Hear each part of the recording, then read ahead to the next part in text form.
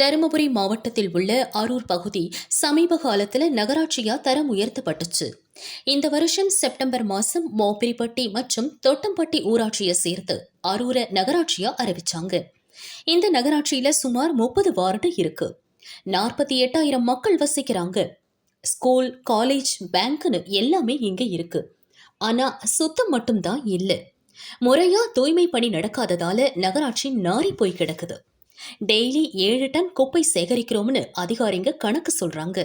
ஆனா மழை காலத்துல குப்பை குவியல் மாதிரி கிடந்து கடும் துர்நாற்றத்தை ஏற்படுத்துது.